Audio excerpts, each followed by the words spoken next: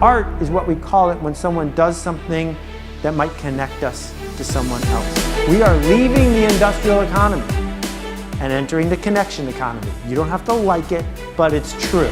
In education, triple whammy against the arts. In primary schools, the relentless focus on English and maths is... And then we've got the EBAC forcing out the arts. That the future is in my grandchildren's heads. All of our young people have an hour a week in each of art, music, drama and dance. We know from research. You're here, aren't you, because you believe in creativity in the arts? That's right, isn't it?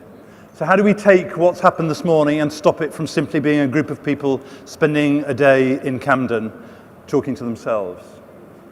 Because from where I am, when we talk about education, particularly in England, what we do is we fall into using the language of management consultants. And we talk about accountability, we talk about inspection, we talk about the middle tier, we don't talk about children enough, we don't talk about pedagogy enough.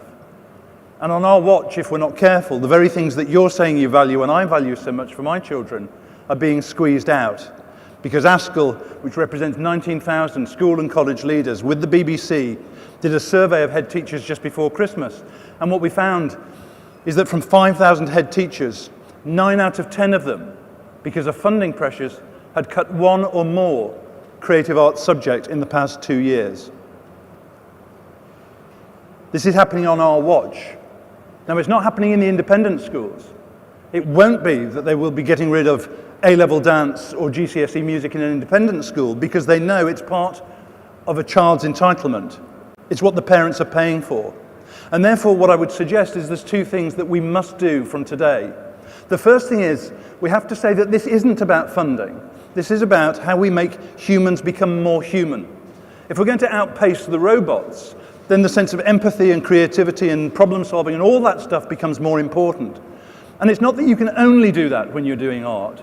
But if you do art and if you do music, you're likely also to be better at doing maths as well.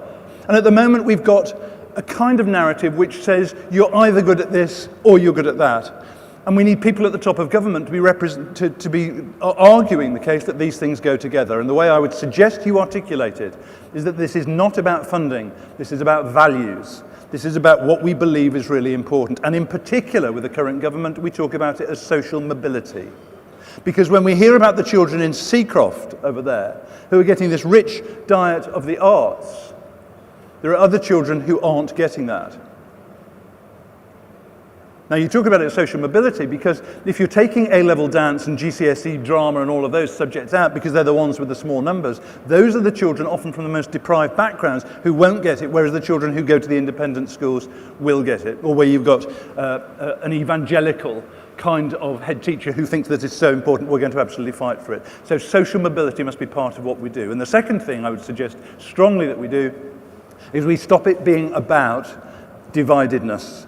We stop saying that it's enough that you can have extracurricular music and that kind of does enough. Because what I know is that you won't have extracurricular music if you don't have GCSE music.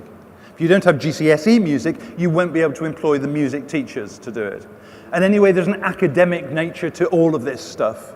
So we need to fight very powerfully and say this is an entitlement, a birthright for everyone, but particularly for the child from the Seacroft estate who comes without any experience of opera or any experience of creativity. We owe it to them to do it, because otherwise on our watch, on the current trajectory, within 10 years there'll be no music teachers in the state sector. It's being squeezed out, 9 out of 10 in the past 2 years. So that's what we're going to do this afternoon, folks.